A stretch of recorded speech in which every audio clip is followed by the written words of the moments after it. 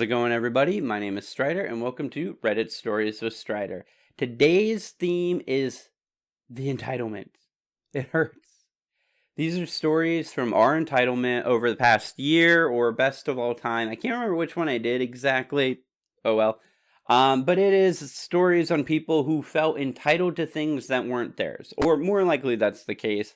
Again, as with all stories, I look for ones that are highly upvoted and the actual title of the story sounds good to me. I don't read the whole story. This time I even wasn't able to go through and actually take out the curse words or exchange them for non-curse words, non-offensive words, whatever you want to call them. But we will try and avoid them anyways. I'll try and catch it ahead of time and stop myself. But other than that, guys, if you guys have other Reddits that you would like to see me dive into to get stories and stuff to put into the episodes, make sure you guys leave them in the comments below. Like the video. If you like the video, hit the subscribe button. And without further ado, let's get into story number one. Story number one. Our neighbors have been having pool parties at our pool while we are not home for years. A few years ago, my husband and I purchased a house with a pool. Now, we are acquainted with most of our neighbors, but definitely not close friends with any of them. They all seem nice, but we just don't have much in common, other than where we live. Next door to the right is a family of 6. Twin daughters attending the local university, a high school-aged son, and a young elementary school-aged daughter, maybe first or second grade, and then the parents. Now, normally, we open the pool in early May and leave it and keep it open until the end of October. But this year, our weather was off, and we had a very cool and very wet month of May, and then June went straight to 100-plus temperatures. I am currently on a medication that makes it difficult for me to tolerate being in the sun and heat for an extended time. Plus, we have been helping 2 extended family members who are having health issues, so because of this, we haven't had our pool opened yet this year. Normally, we go to the family lake house for a week during each of the 3 major holidays, but we didn't go for Memorial Day because there was flooding around the lake this year, and because a family member was just discharged from the hospital yesterday, and July 4th being a Thursday this year, we decided to stay home this week and be available to help with this family member. Now, several times in June, the little girl next door has seen either my husband or myself outside, and she has asked when we are opening the pool. We first told her maybe later, but the last time, yesterday, she asked and I said we are probably just not going to open it this year, and she started crying. Now, we have never had any of our neighbors over to use our pool, so I didn't understand why she was crying over us not opening our pool. Well, I spoke with the neighbor on the left later, and apparently our neighbors on the right have been having a small family party at our pool every 4th of July when we are gone. They have always cleaned up really well afterwards, and because we have scheduled pool maintenance and weekly yard service, occasionally things are moved around in our yard, and we never thought much about it. The neighbor on the left thought we had given the other neighbors permission to use our pool. We did give them permission to retrieve any balls or toys that ended up in our yard, but never permission to use our pool, especially when we are not at home. We have a special latch on the gate, and my husband did show the neighbor how to open the gate to retrieve his kids' toys. So now my husband, who loves gadgets, is going to have several more cameras installed around the exterior of our house, covering the gate and pool area, and have the gate latch made where we can grant remote access for the pool service and yardmen. Luckily, we have a friend who does cameras and home automation systems. I'm annoyed our neighbors have been using our pool without permission, but my husband is happy I am letting him get more gadgets around the house. Now, do we confront the neighbors and let them know we know that they have been using our pool, or just wait and see if they say anything about our new security system? Update, I didn't expect this to blow up like it has. Certainly didn't expect over 1,000 comments. I've tried to read them all and don't want to hurt anyone or alienate our neighbors. We just don't want people using our pool without permission, and we don't want the liability associated with this activity. A few things I feel I need to clarify. Yes, our backyard is fully fenced in with 2 gates. One in back is double locked from the inside. The side gate on the side of the garage nearest the neighbors in question has a double latch that you have to reach over the top and find not 1, but 2 releases to open the gate. There is also an auto close that automatically closes the gate and latches it. I personally can't open the gate from the outside of the fence because I can't reach over that far to reach the 2 latches. The previous owner put this in and it has worked well for our yard crew and the pool maintenance people. We do have some cameras, a doorbell camera and a camera over our garage area. The garage camera picks up if someone goes towards the gate from the north, but we didn't want to invade our neighbor's privacy by recording their side garage door and gate to their backyard. We even shared the camera angle with them because we didn't want them to be concerned about us recording their children or their coming and going. I guess we were more concerned about their privacy than they were about ours.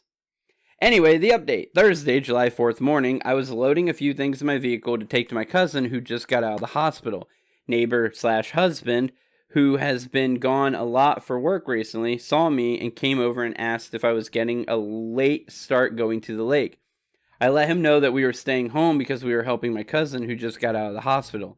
He asked if we were going to be home all weekend. I said yes, one or both of us will be around all weekend. He quickly wished me a happy 4th and went home. I went back in to grab my purse and tell my husband about the conversation with the neighbor before I left.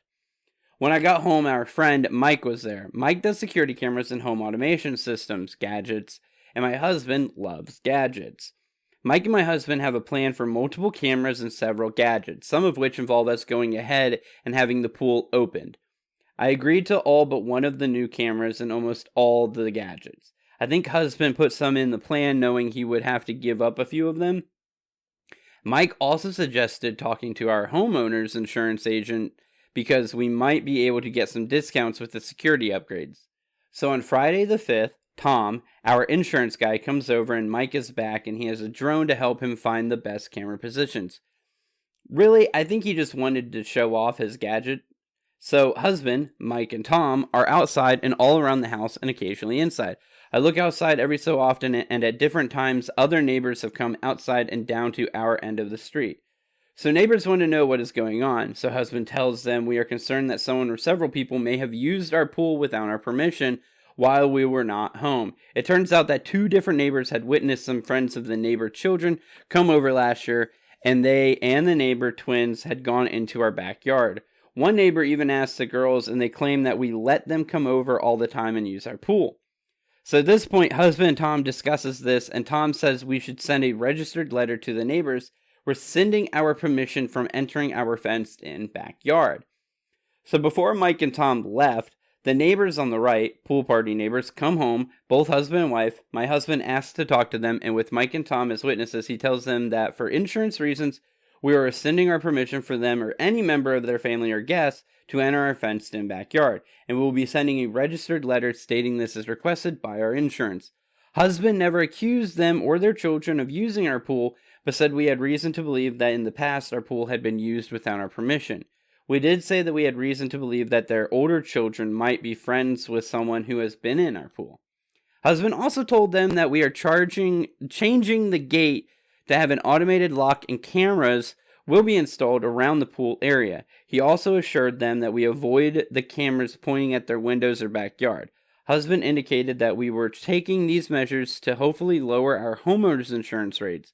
Husband said that they exchanged a few looks between them, but they said they understood and appreciated the heads up.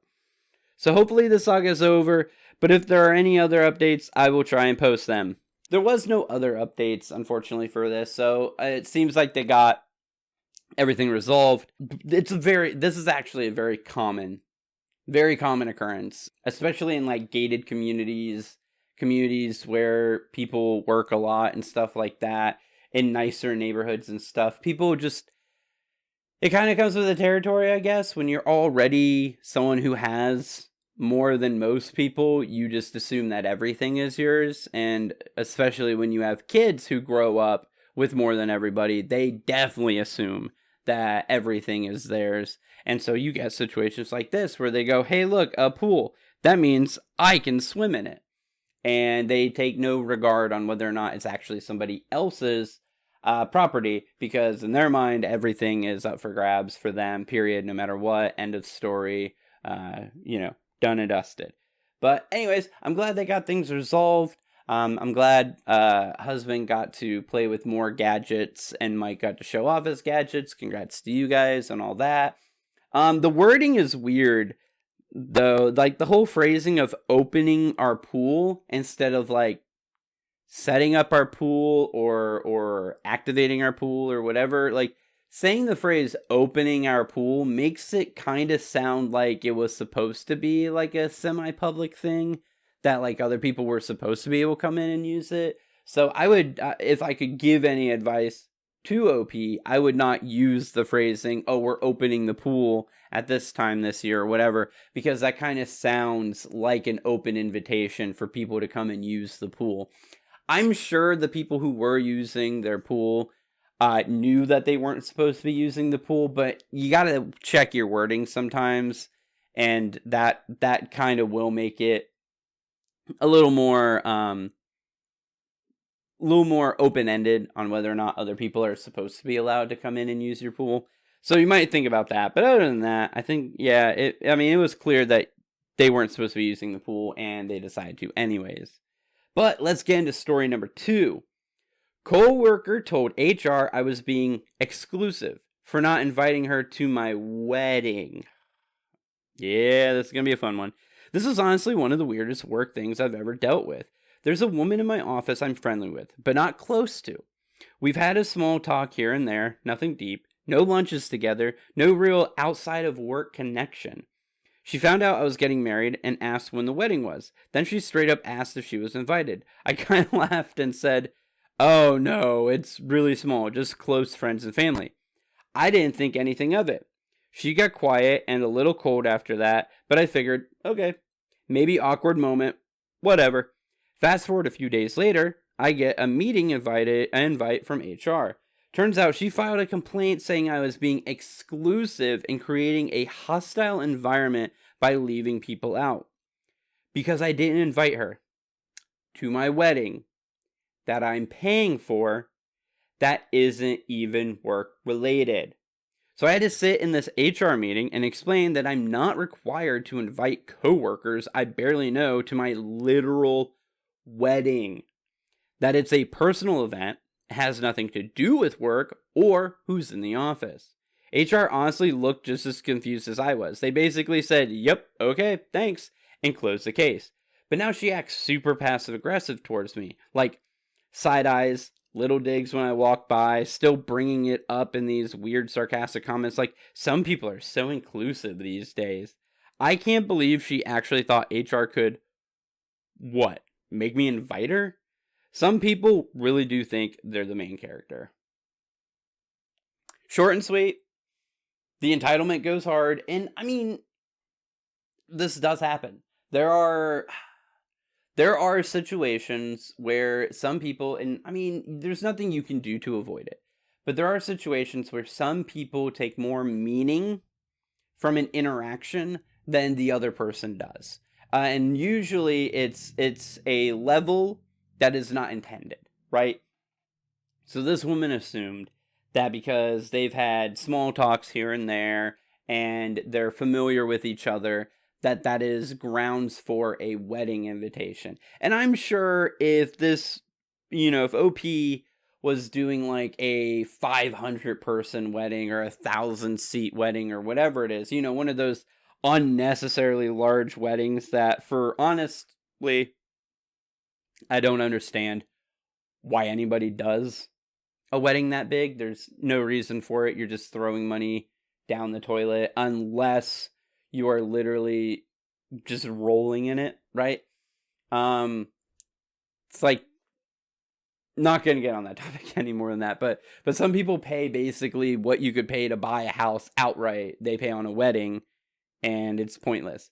In the end, it's pointless. So, but anyways, some people do think that like a small interaction is more than what it actually was. More than what you intended it to be, and they kind of roll with it. And then this is how entitlement goes sometimes, is that they think one thing means another thing, and they assume that now entitles them to something that they're not entitled to, aka an invite to your wedding. So just be aware of how interactions are going and read the signs and stuff like that. But it's 100% entitlement. OP did nothing wrong. She did everything right. There's no actual reason for this woman to assume that she would be invited to a wedding. of all things. But hey, it is what it is. Let's get into story number 3. My ex could be on Netflix's worst ex ever. My breakup was so insanely bad that I don't know how to heal or process. This is long because so much happened. The worst part is I don't have many people I can talk to who can relate or have been through similar things. But here it goes. My ex and I were together for 11 years. High school sweethearts. I loved her more than anything. Like any relationship, we both had areas we needed to improve. I have PTSD. It's something that makes it hard for me to be present and in the moment. I struggle to express and show my feelings, which frustrated my ex. Understandably. My ex has BPD. She could be bad about throwing temper tantrums. She could be quick to get verbally abusive. She could sometimes be physically aggressive. There was one instance she snapped at me. I snapped back at her, and she walked over and slapped me in the face. I guess, content warnings. It looks like there's probably going to be some spousal abuse. So if you don't like that, skip to story number 4. Sorry. There was one instance I snapped. She snapped back, slapped me in the face. She also cheated. We broke up once after her cheating. She still lived with me, but was being really horrible to me and openly seeing other people, even texting me pictures of their conversations to throw it in my face. Then I hung out with a girl in that time, and when I came home, she threw a lamp at me and said I was cheating on her. Still to this day, I don't know how she found that out because I did not tell her about that girl and I did not bring her home. She was very good at victimizing herself after these abusive moments or these bouts of cheating. She blamed her BPD, neglect from her childhood, etc. She was so convincing. She would cry, beg for me back. After times like the slapping and the throwing stuff at me, she'd run off and start self-harming, and I'd find myself stopping her from hurting herself, holding her and telling her I loved her. The antics worked on me. I guess the part I should have seen is that I also grew up around a lot of abuse and neglect. And while I was a bit emotionally distant as a symptom of that, I never harmed her or yelled at her or got aggressive with her over it. I accepted it as an excuse for her, but not for myself. The past year, we were doing better. Less fights, I was being more expressive and romantic, finally planning to propose after all the years together. We were talking about kids, buying a house, we opened a joint account. Everything fell apart when I found out she was lying to me about money. I went from covering around 60% of our bills to probably 80%. We both made the same amount of money. I even had to make a couple of her car payments and had to cover things like doctor and dental appointments for her. Her account was constantly negative. I found out she had taken out about $10,000 in high interest loans, the kind you get in the mail. When I found out I was upset, but I told her we'd get through it and I would continue helping her as much as I could. Instead of relief, she got really defensive and even told me she wished I would just get mad and hit her, which I found weird. Yeah, that's weird. Her birthday came and I spoiled her. She seemed happy. Then, literally the day after she turned 30, a switch flipped. She treated me like garbage and ignored me, constantly in her phone. Next day, she told me she was ending our relationship and would not tell me why. I was devastated and that seemed to annoy her. She told me she did not owe me an explanation, and since she was breaking up with me, she did not want me to speak to her anymore, and said if I did it would be harassment. We had a whole life together, things to work out. Shared bills, a shared account, a lease that was ending soon, 4 pets together. She refused to talk about any of it, and threatened to call the cops on me if I continued to speak to her. I followed her rules. We stayed in separate bedrooms. I was really upset, which made her angry if she would see it on my face. God, the writing is weird. So I pretty much stayed in my room and avoided every other area of the house. The rules she had for me seemed not to apply to her. Once I woke up at 5 a.m. to her standing over me while I slept. She said she was saying hi to the dog, but the dog was under the covers and behind me, so it did make sense. It was unnerving. She would get drunk and angry and start coming into my room to tell me I was a piece of shit and would berate me for looking sad or for being depressed and sleeping all day. During one of those episodes, I had a sudden gut feeling about a guy she had been talking about a lot. I asked if she was cheating on me with him. She froze, then got angry and accused me of going through her phone. That told me what I needed to know. After that, things really started escalating. She started screaming at me, calling me emotionally abusive, started getting physically aggressive while also threatening to call the cops on me. God, this one was a piece of work. I didn't like the way things were escalating, so I left, took my dogs, and stayed the weekend at my dad's. Good, about time. I paid rent while at my dad's. The day I paid rent, I got a call from the leasing office telling me they were told I moved out and said my ex was offering to let me out of the lease because she had someone to take over my portion of the lease. She was trying to move the guy she cheated with in the second I paid the rent and left. I said no. All the furniture in there is mine. My rabbits are there. I just paid rent. I'm not moving out. Told her I'm keeping my place. I pay the bills. Her and the new guy need to get their own place. Except they couldn't afford it with the bad financial spot she was in. And the guy didn't have a job. She went crazy when I didn't give up my place. Started texting me crazy threats, demanding I take the rabbits but give her my dogs. I provided almost all the care and 100% of vet bills and food, so that was not negotiable to me. My animals would be staying with me. I offered to share them if we could be civil, which she rejected. Then she started threatening my little brother, which is where I draw the line. My little brother is 20, has his first kid on the way, and is in the police academy. We're close, and I'm crazy proud of him. She started saying sick shit, like how him being a cop was going to cause him to beat his newborn daughter.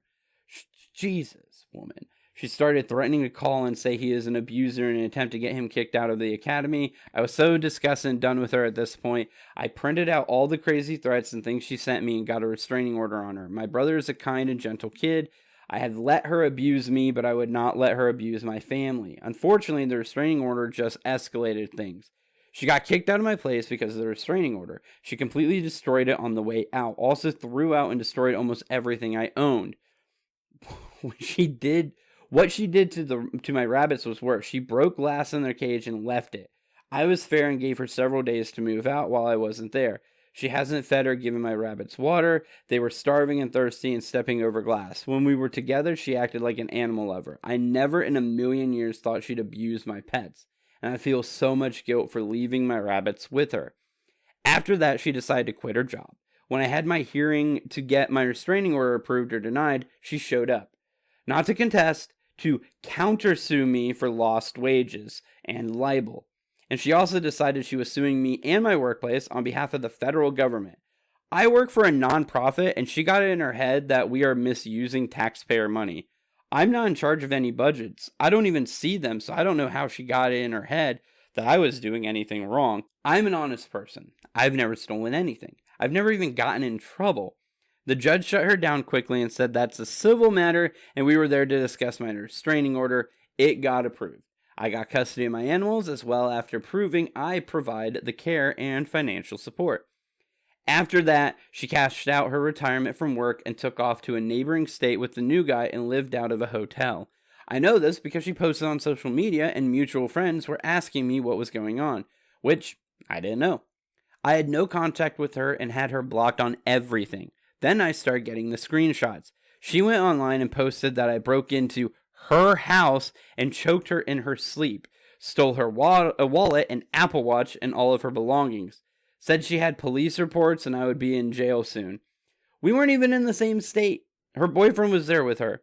They were in a hotel where there would be cameras. I have a Ring camera. And I'm on camera walking my dogs during the time and date she claimed she was attacked. She was posting pictures of herself in the hospital as if my attack put her in the hospital. There were no marks on her. The name of the hospital was the hospital for the state she was in. The whole thing didn't make sense, and most people didn't believe her. I just couldn't believe I was being accused of this. I've never been aggressive with her. I don't even yell. I'm a very gentle person. After that, she started harassing my workplace online, trying to extort them, saying she had dirt on them and she would expose them unless they gave her $100,000. What is wrong with this person? What could even happen to a person to make them this terrible? Like this terrible of a person? They blocked her and served her with a no contact order. She then started posting online that I was a terrorist and told local PD I had chemical weapons and that I planned on killing the police and then myself. She was trying to get me swatted.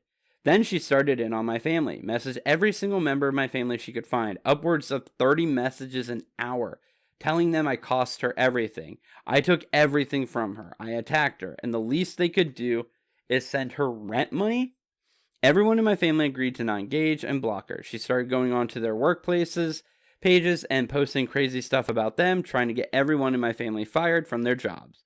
She would post pictures of their social media online and call them cowards for not helping her against me, the terrorist and abuser. It was absolutely insane. All the stuff she said I stole from her, she had intentionally left behind in my place.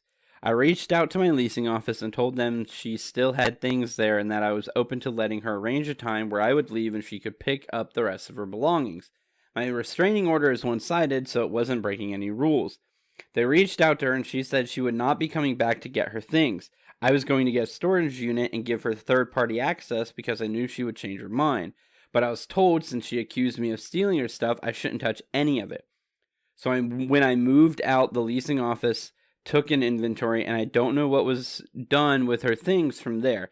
As soon as the lease ended, she threatened to sue the apartment complex for not storing her items, and said they were putting her in danger because she had a restraining order against me. She didn't. Since then, she's gone online, begging for money and claiming to be a domestic violence victim. What in the world? This whole thing has been horrific. I'm heartbroken and completely disgusted with her, and also so confused as to why this even happened or why things escalated the way they did. I took every step to avoid the conflict and avoid contact with her. I wasn't perfect, but I know I didn't deserve this. Everyone I know says her behavior is some of the craziest they've seen. Definitely, yeah, absolutely, 100%. The harassment has gone on for over 2 months. The restraining orders from my work, myself, and now my mom as well, after some relentless harassment, have slowed her down a bit, but haven't completely stopped her. I don't know how to make sense of this. I don't know how I can trust someone again. I knew this girl for 15 years and I was with her for 11. I never saw this coming. There were red flags, but I had no idea how bad it would get. Holy cow, guys. That one is insane. I don't, look, okay, so I got a couple of theories on what could be going on with this woman. One, she's just crazy. She needs to be put into an asylum, and she needs to go through rigorous therapy. That's the most like basic one that could be. Two, she's on drugs, which I think he said she was on drugs in the story. I can't quite remember, but I'm pretty sure she's probably on drugs. She's probably been doing drugs with the guy that she's now with. And it could be a case of like, he told her, hey, if you do these things, you will get money. I don't know if maybe he did it himself to other people in the past and they just paid out to get rid of him or whatnot. But that's probably the case. That or she's talking to friends that think that this is a thing. Or the internet, probably the internet. But that's a very common thing also, is that people like hit a rough spot or something like that, and they don't want to admit that it's their fault, that it's something that they need to deal with, and they start looking for other ways to solve the problem that isn't them doing anything, and they sometimes lead them to Reddit and stuff where they get bad advice from people who tell them to do stuff like this, extort your ex-boyfriend or make him think that you guys are together again so you can take money from him and blah, blah, blah, blah, blah, you know, sue people, whatever. You think you got dirt on somebody, or like she probably told like him or her friends or people online that her boyfriend, her actual boyfriend, OP, works for a nonprofit. So probably some alt-right conservative fucktard was probably like, they're probably stealing money from the government and pretending like they're a nonprofit or whatnot,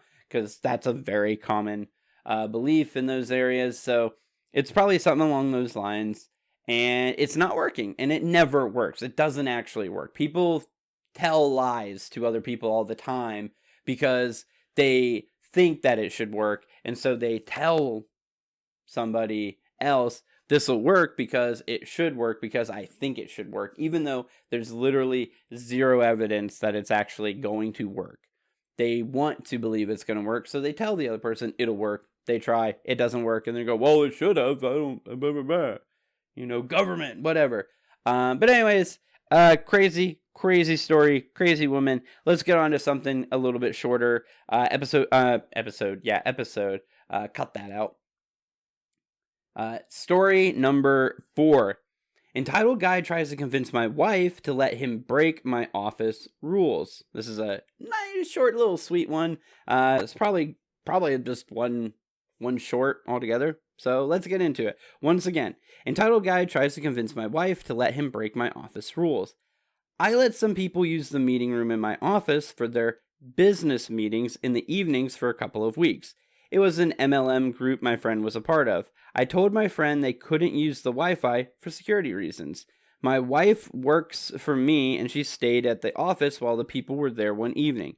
This guy who I've never met comes up to her with a cocky, entitled attitude and said, "I need the Wi-Fi password. Give it to me." She told him he can't have it. He responded, "Your boss, insert my name here, said we could have it. You know him, right? I don't want to have to call him and get you in trouble for not giving me the password." My wife's response, "Yes, I know him. I sleep in the same bed with him every night. Go ahead, call him. Let's see how that conversation goes." The guy scurried off with his tail between his legs. Short and sweet, good on the wife. Respect rules, especially if you are not the owner of the company that is currently renting the space. Respect boundaries. Respect the rules. You are told you can't use the Wi-Fi. You can't use the Wi-Fi. Other than that, like I said, short and sweet story. Let's get on to story number 5. Story 5. Karen let the toddlers out. Shocked she is banned. Did anyone else hear that? Karen let the toddlers out. Anyways, cringe, but we'll take it. Our town has a children's museum. It's cute, full of activities from baby through 9 or so. The baby and toddler areas have gates that latch for obvious reasons. Well, Karen decided she would use authority to have her toddler leave. So she opens the toddler gate and tells her child it's time to leave now. Well, her kid doesn't move and clearly wants to stay and play. Instead of closing the gate, retrieving the toddler, and going on with life, Karen decided to hold the gate open and start demanding her toddler listen. So, of course, other toddlers book it out, and Karen continues to hold the gate open and does nothing to prevent this and just keeps yelling at her kid.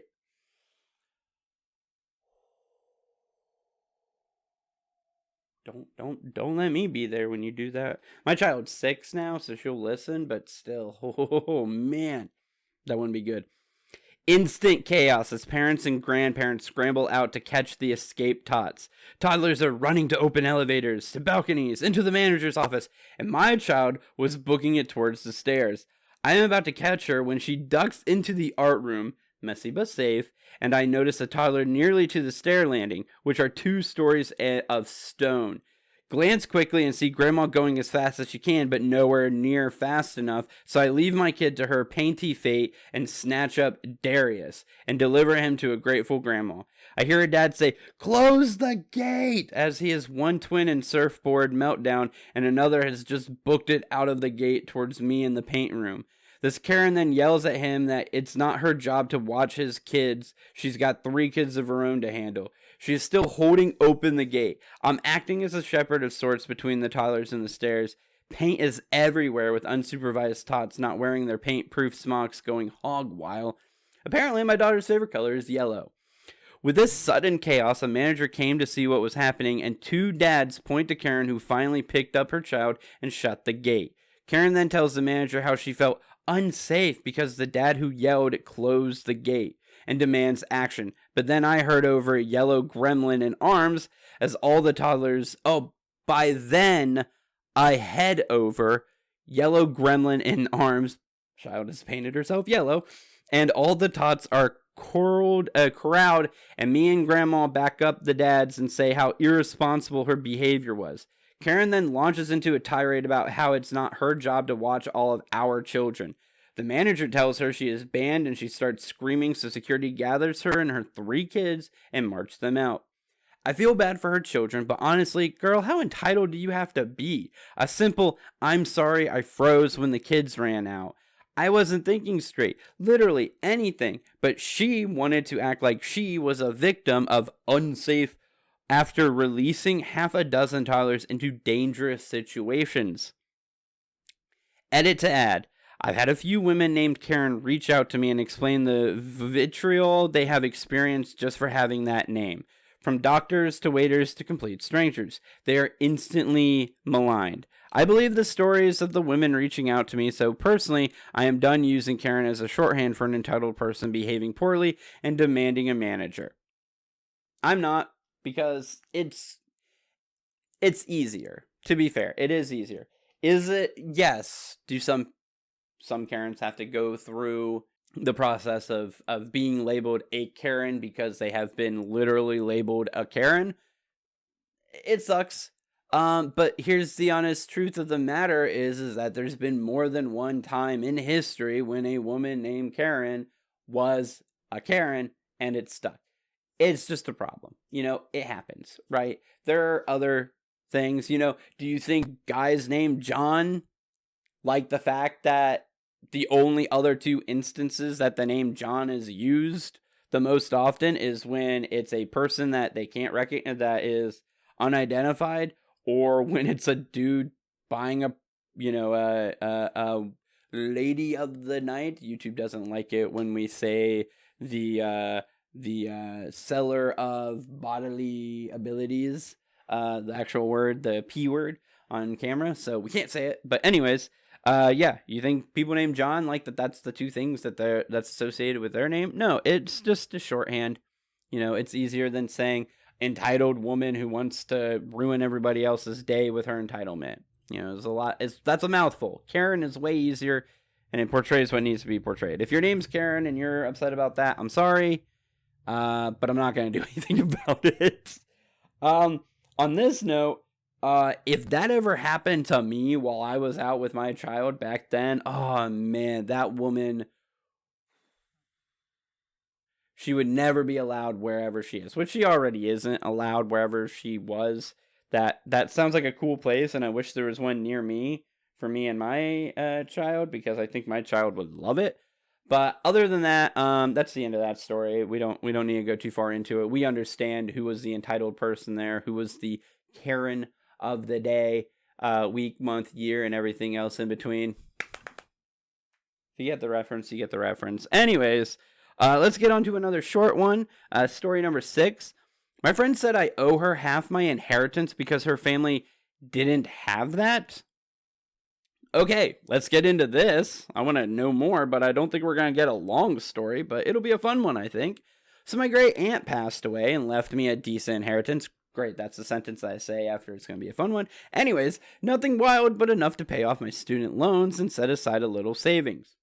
Nice. I told my friend, we'll call her Rachel, over lunch. She got quiet, then she said, wow, must be nice. I bet you'll help out your friends who weren't so lucky growing up. I laughed and said something like, I'll probably treat my friends to dinner more often. She stared at me and said, dead serious. No, like, actually help. We've known each other forever. I think it'd be fair if you split it. I thought she was joking. She was not. She then brought up all the time she covered my coffee in college and said, this is just the universe evening the score. How much coffee do you think you bought him? Needless to say, I didn't share a dime. She blocked me on Instagram and told our mutual friends I ghosted her after I got rich. Sorry, Rachel, the only thing I'm splitting is the check with people who actually support me. I wish I had more context. I wish the story was longer, better, more to it. I want to hear some petty revenge. So, maybe we'll do petty revenge next video. In the comments down below, guys, let me know. Petty revenge, pro revenge, nuclear revenge. Are you guys interested? Let me know. I'll probably do a video on at least petty revenge, but let me know more of what you guys want to see and stuff like that.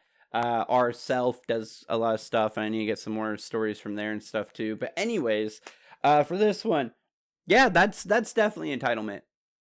To assume that because you've bought your friend food, coffee, whatever, that means that you should now split a hefty inheritance with them is kind of weird. It's kind of weird. Go off, take your shot, shoot your shot, whatever it's called. But damn, like what? That's not how any of this works. I'm still sitting in the hoping an inheritance comes maybe one day. Long distance nephew found, or not nephew. Yeah, nephew. That would be sad. No, a long distance uncle or something, finds out some great uncle, just gave everybody some money. That would be great. Let it happen. World, universe, make it happen. Anyways, but I mean, yeah. How much coffee did you think that you bought them during college? Because that would have to be like a cup of coffee a day, and it'd be like what, $3.50 a day. So 7 days a week, you got $24.50. It's about $25 in coffee every week. Would be $1,300 a year. So even then, even if it was that you bought them coffee every single day, and it was like $3.50 and averaged about $25 a week for every single week of a 4-year college, that would still only be $5,200. And I doubt you did that. So, and I'm sure that they did stuff. And, most friendships are a reciprocal kind of situation. I got lunch today. You got dinner tomorrow. Breakfast here, coffee there, dessert, whatever. It's a good time, right? I got your wings next week. You got my fries, whatever. But the point is unless you literally were buying them coffee every single day and they never reciprocated till right now, the most they would still owe you $5,200. Maybe more, maybe, a little bit here or there, $6,000 at most. But even then, if you're friends, that's not something you count. You don't count the money when you're friends. One friend helps the other one out, especially if one friend has less than the other. And he even said, I'll probably pick up the check for dinners. I'll probably be the one covering most of the we're going and getting food together costs. Okay, that doesn't mean that he needs to be covering your tuition too, or whatever it is, or splitting it 50-50 with you. That's not how any of this works, right? Story number 8. My mom thinks the court will give her my house. I bought a small starter home during the housing market crash, completed by myself. I lived there for the better part of a decade before buying a larger home with my now husband. My parents really wanted to live there because it was small and easy to maintain. They have foreclosed in the past, so no way would they be capable of someone giving them a mortgage. Also, my dad is retired and my mom doesn't work. They wanted to rent from me for a discounted rent. They paid off the mortgage, let's say $50,000, with an average 6-figure inheritance my parents got.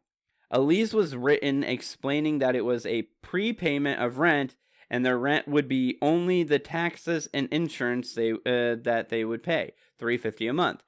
Basically, only going up when taxes and insurance goes up. We signed the lease with all the other typical stuff in it and had it notarized, and that's how it's been for a while now. So to be clear, I'm not making a dime on this house. I recently told them the rent would go up by $3. Yes, $3. They are using the F word like crazy. I'm so glad I'm catching it ahead of time. Because of a slight increase in the insurance, my mother lost it. Her stuff, claiming I'm a money-hungry bee. She was going to rip out everything she did, garden and other cosmetic changes, that I owe her, and I can't evict her because it's her house. She's not responsible for the insurance. At least says otherwise. Insurance hasn't been raised in a decade. Look at labor prices. I'm trying to make her pay my personal homeowner's insurance. A court will show me that and give her my house. We have a notarized lease. They are listed as tenants. I am the only one on the deed. My father's demanded the bills, zero balls this man has, to see if I'm ripping them off. P.S. This house is a commutable distance from Manhattan, so studio apartment around here is like $1,500. This is a house with a large yard for their dog. I can easily get $2,000 for this house, even before they moved in. I sent them copies of the taxes and insurance showing only their address. P.S.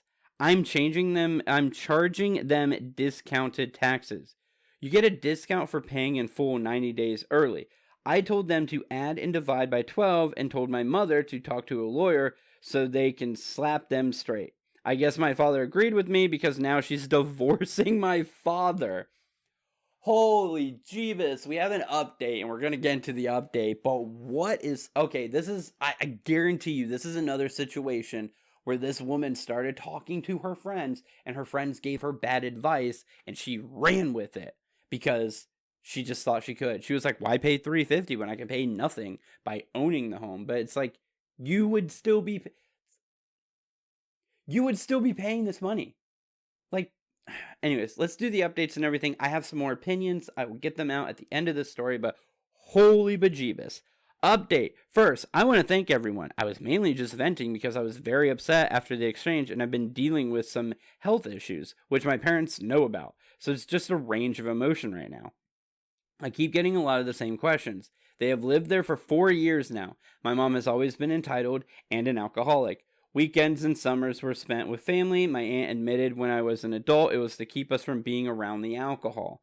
I mainly did this for my father, so he can get a chance to retire after having heart surgery when he worked a physically demanding job for 36 years. They asked to rent the house and pay it off as a prepayment of mortgage, so the only big bill monthly was their health insurance. I had a few other interested in renting my house. I did not ask them for this. They did not co-sign on the mortgage or help with the down payment. Their name is not on my house or my deed. There have been rent increases in the past due to the taxes and insurance going up, and there was never an issue before. My husband's dad unfortunately passed away without getting to enjoy his retirement. A big reason why my husband told my dad he needed to retire and enjoy life a little.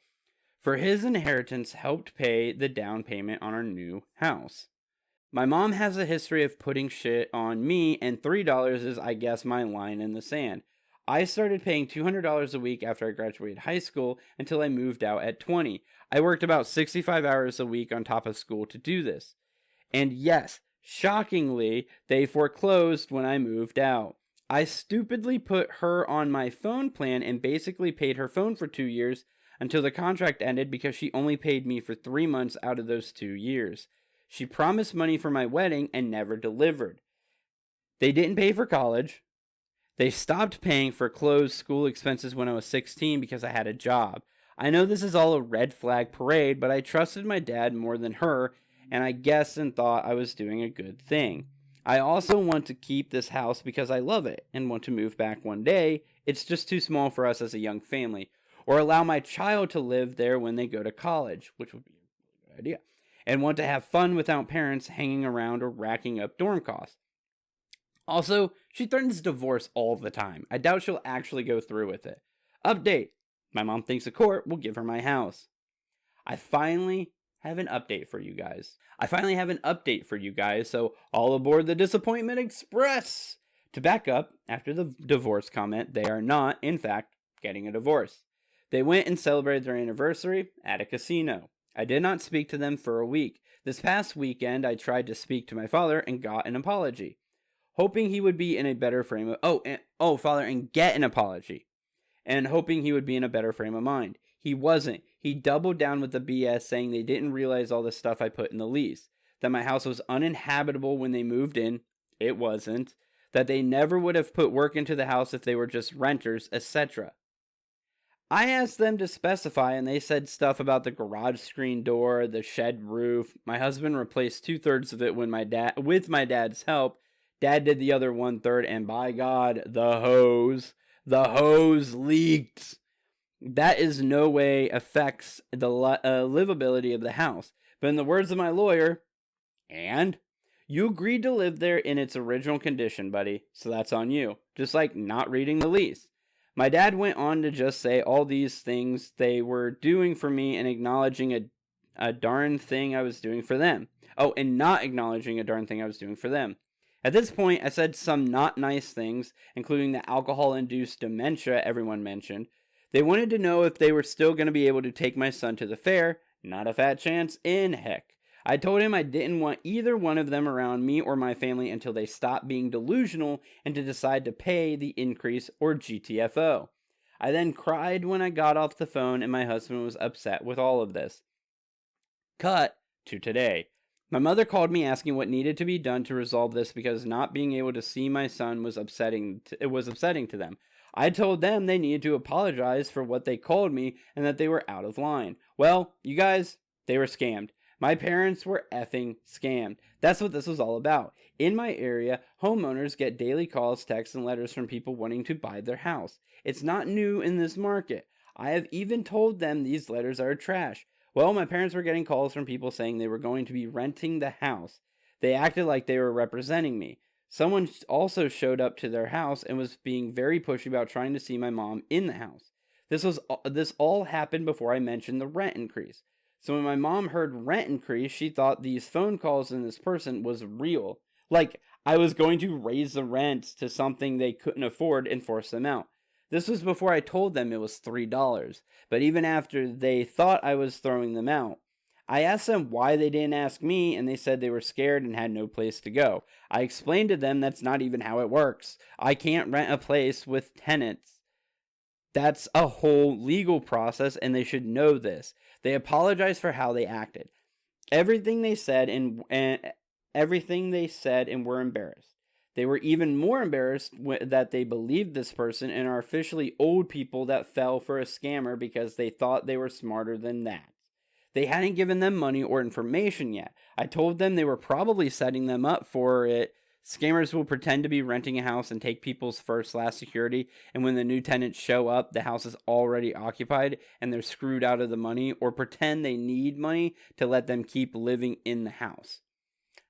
I have no idea why they believed or fell for this person, or why they never asked me in the first place, since I don't and wouldn't hire a representative for my one house. Their cameras were off when they came, but they're going to file a police report anyway. I told them to call the cops next time to file for harassment, trespassing if these people call or show up again. I got my apology from both parents. I explained everything in the lease and why it was legally written that way. I explained to them I can't throw them out on the street on a whim, and as long as they pay the minimum bills to live there, taxes and insurance, I was going to keep my end of the deal. So I guess that's my update. They're not getting evicted for now, but I might have to start monitoring them more closely to see if they fall for other dumb stuff. PSA, a lot of us seem to have boomer parents, so I wanted to make you all aware of something. My parents have Medicaid, edit, which is the great old US of A, means that if they have a large medical expense, they ain't paying for anything until all their personal assets are utilized. This means draining bank accounts, taking property, and even requesting back gifts from up to 5 years ago. So, for example, your mom falls and breaks a hip and winds up in a rehab. Your mom gave you $20,000 for a new roof a few years ago. The government will demand that money before they pay for the rehab. They can take their savings and demand property in their name sold to pay for it. They legally cannot touch their car, but that's it. I know this from personal experience with a grandparent, and all of you should too, to help protect your parents. So, first of all, thank you for the good advice. Luckily, I'm not at all involved in either of my parents' their lives, really. I mean, I occasionally talk to my real mom and my real dad, and I do not have any connection to my adopted father, but that's neither here nor there. You guys don't really need to know that stuff. You guys don't need to know my drama. You want to know Reddit's drama. So anyways, yeah, that explains it. Again, and this is for everybody. Talk to your actual landowners. Like, if you are renting and something like this happens, the first person you should be calling the second that person who claims that they're going to be taking your house basically leaves is call the person who actually owns the property and talk to them and be like, hey, are you about to screw me over? And I mean, they have to be upfront. Legally, they have to be upfront. They can't lie to you and be like, no, you're fine. You'll be okay. Don't worry about anything. Like, they have to tell you, yes, a property is about to be exchanged into somebody else's hands. You're going to have a new landowner. That's fine. It is legal for someone to sell a property that has tenants on it. It happens all the time. I mean, honestly, if you're going to be a good landlord, not a piece of garbage, it's a good investment idea, because if you can find a property that already has a tenant who's paying the rent on time, then you basically are buying a property that is guaranteed to give you profit. I personally don't like the whole landlord situation. Like, I don't like the idea of other people being able to own property and then rent it to somebody else, because shelter is a necessity. It's a need, and I don't like when we as a society decide that needs, not wants, actual needs are something to be used and exploited to create profit. But that's just me. That's just how I think about things. But that's not what it's not what's technically going on here. The daughter is doing literally the best thing she can possibly do. She is giving them the cheapest rent possible, which is honestly for them, it's probably the best way to go about this. This whole like trying to own the property or something like this makes no sense anyways, because who's getting that property when you pass away? Her. So just have it in her name immediately. I mean, it's already in her name. So why would you buy a property from your child who would be the person who would get the property when you pass? Like, just let it stay in her name. She bought it to begin with. There's no purpose in you owning it and then not owning it. Like, I don't know. It's a weird situation. I understand that they got tricked by somebody, and that's unfortunate, and it is sad that that is what happens a lot of the time, is that older people get tricked because they don't understand how things work.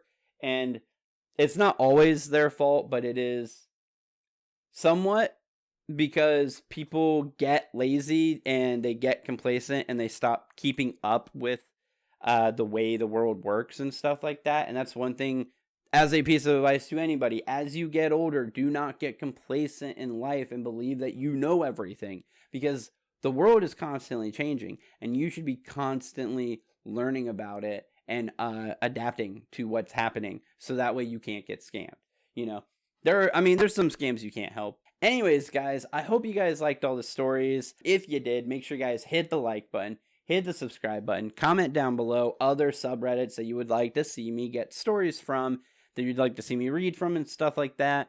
I'm probably going to be doing petty revenge and stuff like that coming up. We're going to probably do like an episode of like, 2-sentence horror stories or something like that, or like scary stories, ghost stories and stuff like that when we get towards October and stuff. So be looking out for those. It'll probably be a whole month of me posting ghost stories, scary stories and stuff like that. So hopefully you guys will enjoy that. If you got any actual Reddit stories that you want me to read on here specifically for Halloween or just in general, link to those in the comments also. I would love to look at them, add them to the pile for whatever theme it would fit with, and get those on the videos also. Yeah, so if you guys have any Reddit stories that you've done personally and you'd like to see someone talk about them on the channel, go for it. Post them down there and all that good stuff. But anyways, guys, again, thank you guys so much for watching. I always appreciate you guys being here, and I will see you guys in the next video. Outro.